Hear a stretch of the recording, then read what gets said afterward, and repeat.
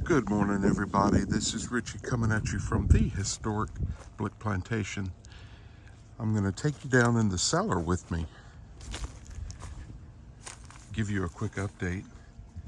So we pumped it dry last night, and this morning, when I came in, there was a little bit of water still draining from the other side, I guess. So I'm pumping it back out. I hope I hope this is not like a spring or something under here, but we don't know that. We'll have to go through this a few times.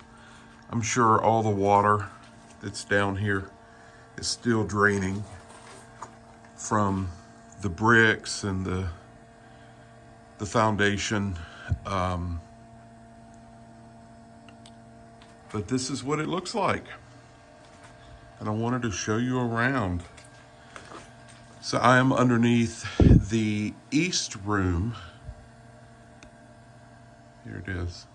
I'm underneath the east room, and it's very, very muddy. This is a thing that we can't figure out what it is. I'm touching it for the first time.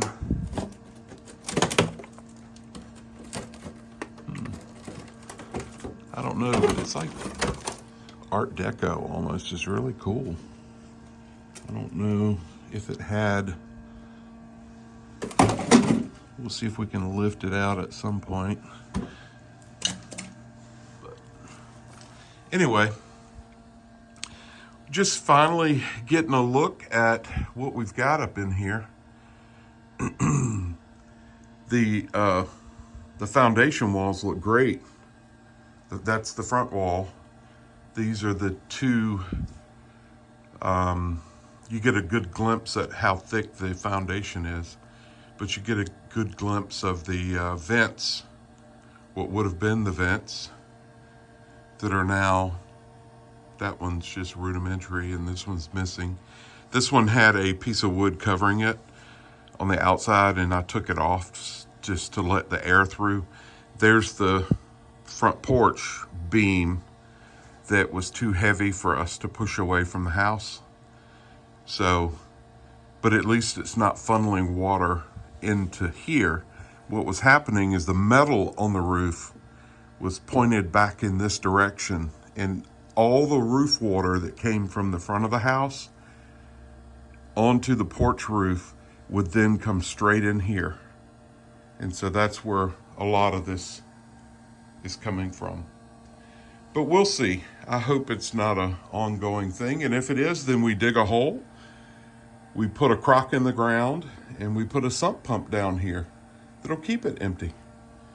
But looking up at the timbers, this is the modern chimney support underneath here. But looking up at the timbers, this is the big one. And see, they're doubled. So there's one over top of the foundation wall. You can see it through the crack.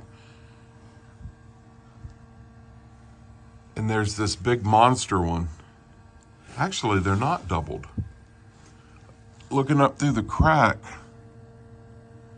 it just has that's interesting. You can see a sill plate, but it doesn't look like it's a large beam like this one.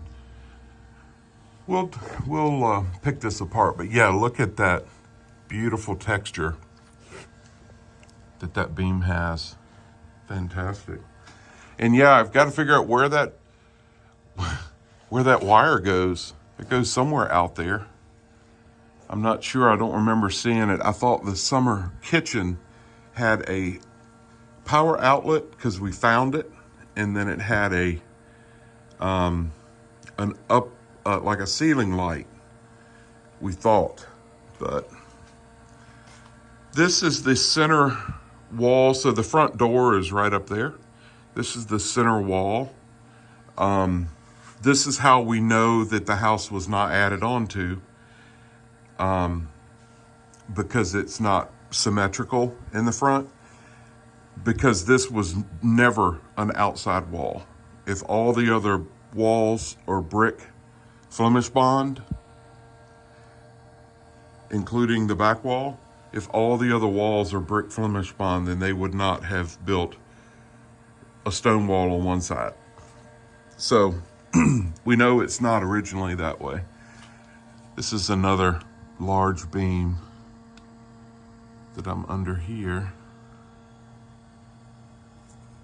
Hand hewn, of course. So it's like they did large beam, regular, and regular for this house is a 4-inch beam. And then another large beam, then we'll move on. My feet are sticking in the mud, y'all. You hear it? I don't want to bust my butt. I've still got PTSD from that fall, and I've never ventured over this far. So this is new to me, completely new. Oh, this side's a mess, y'all. This side is a mess. I'm taking you with me on my first time in here. So I hope y'all feel the excitement that I do and the dread and worry.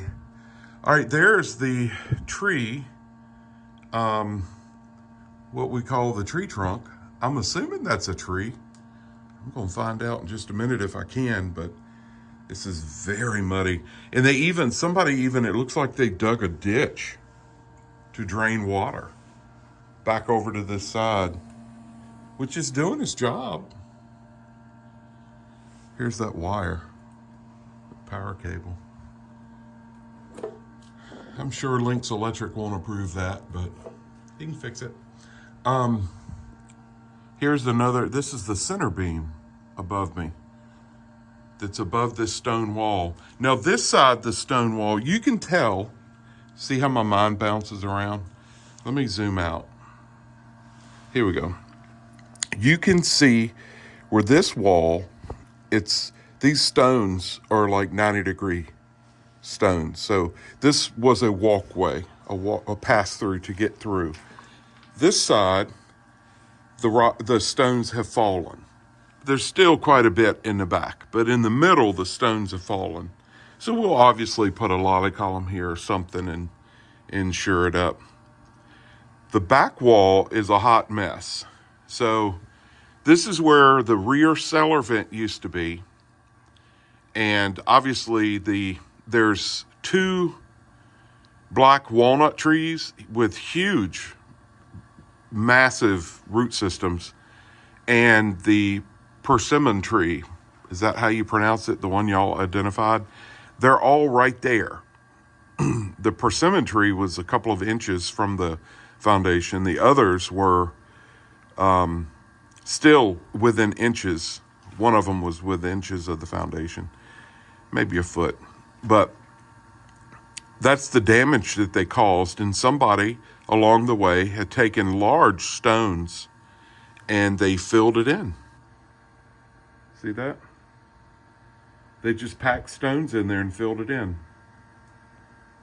The corner looks pretty good, which is where the weight is. And then you got this secondary little pillar right here, little bitty thing. The other wall looks good, but except for the end right there, that's a mess. And it's got stone under it. So we now know that stone is not the original. It was put in there. I thought that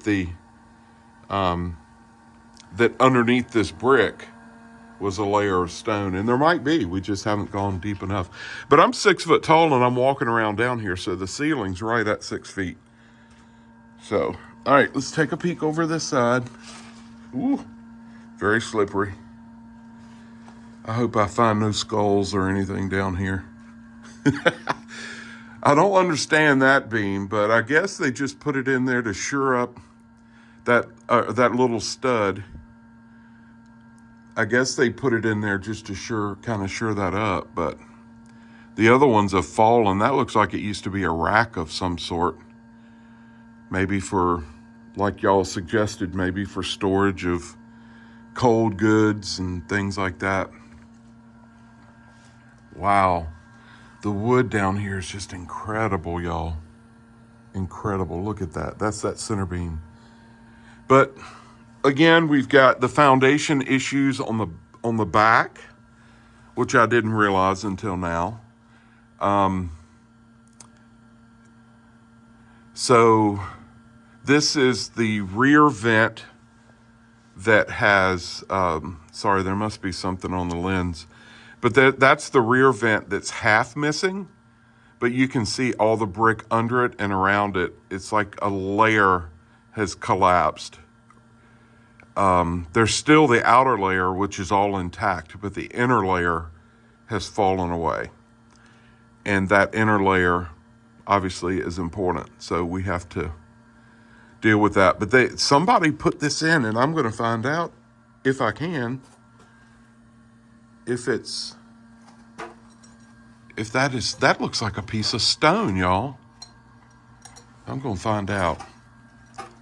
But I got to be careful and smart. Make my way through the bottles. These are all like 1960s beer bottles, is what they look like to me. That is a piece of stone. Wow. I thought it was a tree trunk, but that is a long, huge, tall piece of stone, and it's set on top of a piece of stone. Holy smokes. The pump is getting loud, so it's running dry.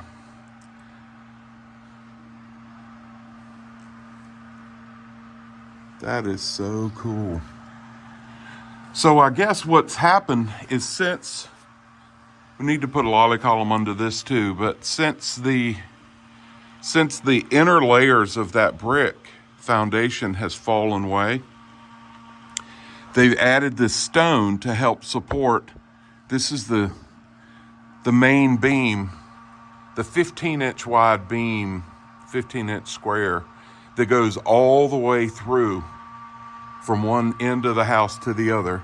They have put the stone support in to help support this part of it, because where these main beams connect to it, the end of it is no longer connected. So we need to support that, which is all right. That's not the end of the world.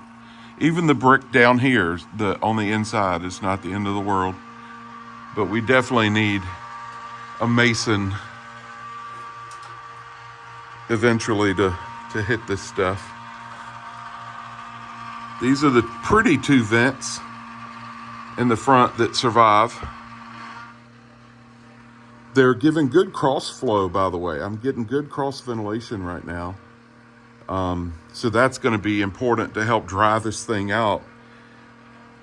And remember, I've never even seen the bottom of this. It's normally, looking at the brick with the moss that's growing on it, like right there, I'd say the water level is normally 6 inches deep to a foot deep. This is underneath the fireplace, by the way. This main beam runs right underneath the front of that fireplace. I see two pegs there too. Right there. Sorry, the pump's getting loud.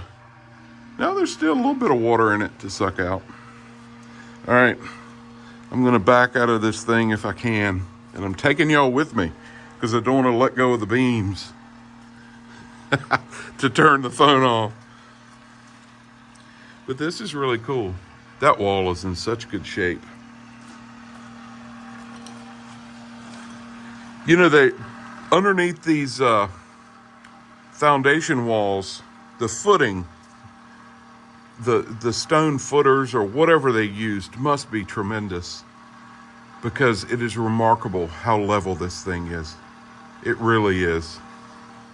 And this wall only has that one bad spot on the inside. The outside's already been patched with modern brick, like that's on the top stack of the chimney. Ugh, I'm trying to get a good footing. This beam is too big, I can't even grab a hold to it.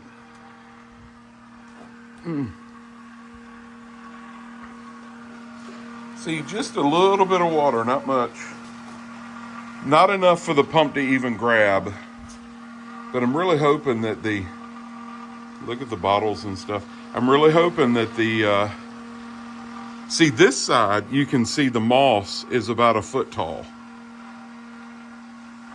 Let me zoom in on that. See that? So that tells you that just sits underwater and has for